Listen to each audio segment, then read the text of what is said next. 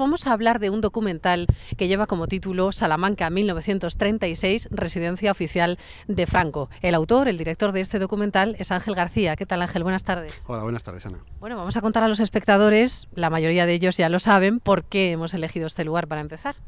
Bueno, pues este es el lugar que cedió el obispo Blai de Niel a Franco para que residiera aquí en Salamanca, y es donde estuvo Franco pues prácticamente un año, desde octubre del 36 hasta septiembre más o menos del 37. Bueno, ahí lo recuerda una placa que estamos también mostrando a los espectadores. Vamos a contarles también cómo es este documental, con qué personas se ha contado para recordar cómo fue en 1936 aquí en esta ciudad.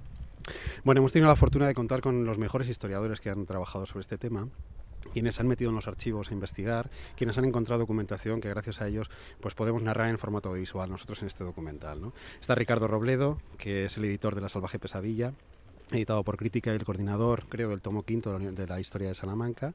Está Santiago López, catedrático de la Facultad de Económicas en la Universidad de Salamanca. Está Mariluz de Prado, que hace una aportación muy interesante porque es muy desconocida, que es cómo recaudaba dinero los franquistas para financiar las tropas. Y luego Luis Castro, profesor del Instituto de Riviarroel y también historiador, ¿no? que ha editado un libro muy interesante ya hace unos años, Burgos, capital de la cruzada. Estos son, digamos, los científicos quienes han investigado más sobre los hechos estos. Encontramos en el documental, y luego nos encontramos también con el nieto del último alcalde republicano, Casto Prieto Carrasco, ese era el nombre del último alcalde republicano, y con su nieto, que también se llama Casto Prieto. Y con Eulalia de Alba, hija de Manuel de Alba Ratero, un dirigente de la UGT, un trabajador, era ferroviario y dirigente y diputado, concejal del Ayuntamiento de Salamanca y diputado provincial en la Diputación Provincial de Salamanca. Junto a estos también está Luis Calvo Rengel, un hombre que lleva toda la vida investigando, un hombre que lleva toda la vida descubriendo cosas que nos ponen los pelos de punta, y que hemos podido, de nuevo, por segunda vez, porque es el segundo documental en el que participa, contar con su participación. Bueno, lo cierto es que hay voces que a día de hoy, en el 2011, en pleno siglo XXI, aún dicen que esto es remover algo que no se debía remover, que ya está bien de recordar el 36 y de recordar la guerra civil. ¿Ustedes qué dicen? Bueno, el problema está en que hay, como dice Ricardo Robledo en el documental, no se puede enterrar la guerra civil, desgraciadamente aún, por varias razones. La primera, hay personas que han sido llevadas al altar por el régimen franquista, y hay personas que están en las cunetas. Mientras esto siga así y se pongan obstáculos, como ahora comentaré un ejemplo, a la investigación de los asesinatos que se cometieron en el franquismo, pues es difícil enterrar la guerra civil en buenas condiciones, como dice Ricardo Robledo. Tenemos la circunstancia del Archivo Histórico Provincial en Salamanca, un archivo que ha estado cerrado a cal y canto a los investigadores durante muchísimos años, y que aún hay muchas dificultades para poder acceder a ese archivo y poder encontrar documentación.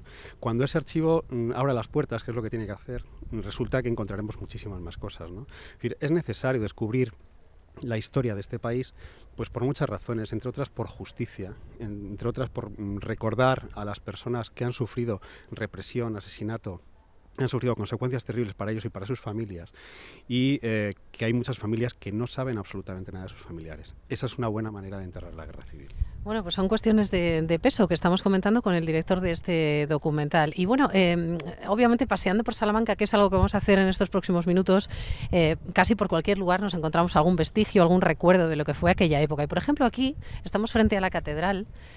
También nos vienen historias, conocemos historias, personajes que tuvieron mucha repercusión y que utilizaban sus altavoces para dar a conocer sus puntos de vista, ¿no?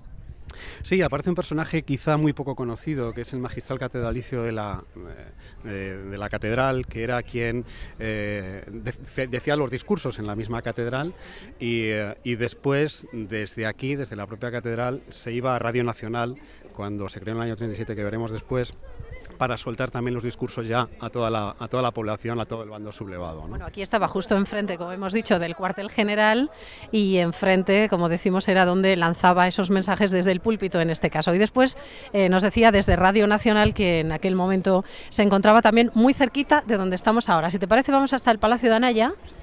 ¿Alguna cosa más? Sí, una cosa más. Es importante el triángulo que aquí se forma, por eso de los paseos que decíamos antes, ¿no? Es decir, aquí un alto dirigente de la Iglesia salmantina de la época, que fueron los que justificaron con la cruzada del franquismo, podían salir perfectamente de la catedral, dirigirse al cuartel general de Franco, hablar con cualquier gerifalte y después irse a Radio Nacional, que está en el Palacio de Anaya, para soltar sus discursos. Es decir, en poquito cacho ya estaba resuelto todo el tema de la propaganda y la hilazón tan terrible que había entre la Iglesia y el ejército golpista, ¿no? Bueno, efectivamente, estaba en un espacio reducido. Nosotros estamos hablando de ello ahora en pleno 2011, con los turistas, con los viandantes, con la gente que pasa, muchos de ellos muy jóvenes, que esto les sonará como, en fin, una cosa lejanísima, pero no lo es tanto, y está bien tener recuerdo y tener memoria. Así que, como decía, nos vamos hasta donde estaba Radio Nacional, nos vamos hasta el Palacio de Anaya y seguimos hablando del documental. Hemos hablado hace un momento de cómo se hablaba a los fieles y desde aquí cómo se arengaba al resto de la población, desde Radio Nacional de España, y lo recuerda esa placa. Aquí era donde se hacían esas emisiones, ¿no? Sí, efectivamente, y además esa placa está hablando del 30 aniversario del primer discurso, de la primera emisión de Radio Nacional, el 19 de enero de 1937, ¿no? Aquí fue donde cuenta muy bien Ignacio Francia, uno de los compañeros que participan en el documental, cómo fue aquella noche, a las 10:30 de la noche, una noche de muchísima nieve, pues emitieron por primera vez Radio Nacional con un discurso de Franco, por lo que dice Nacho Francia, muy largo, muy engorroso y imagino que muy ladrillo, ¿no? Bueno, ¿y cuál fue el papel del resto de los medios de comunicación? La radio, ya sabemos, intervenida con esos discursos, y el resto de los medios, ¿qué hicieron aquí en Salamanca?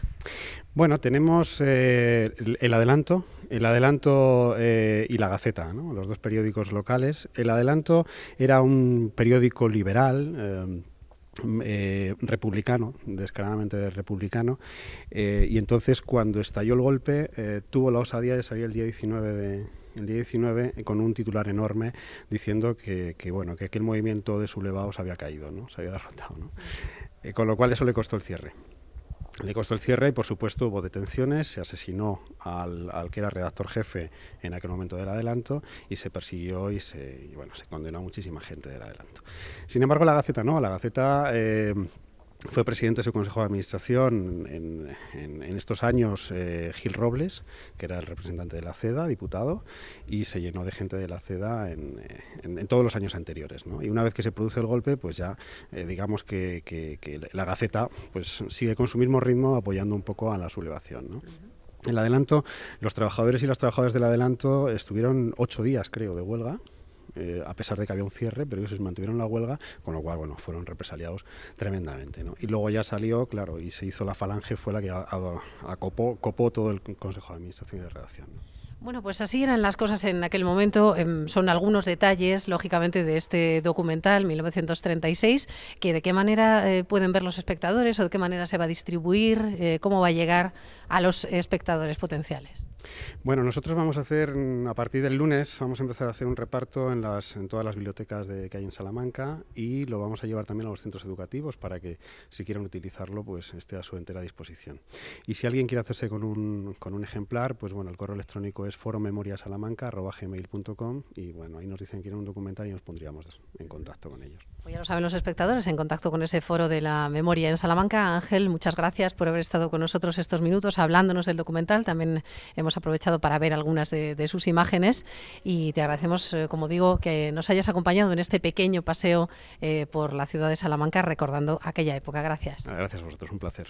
Bueno, nosotros vamos a continuar en el programa, en este sitio tan especial. Hoy hemos cambiado el plató de la 8 por las calles de la ciudad. Vamos a hacer una pausa y enseguida volvemos.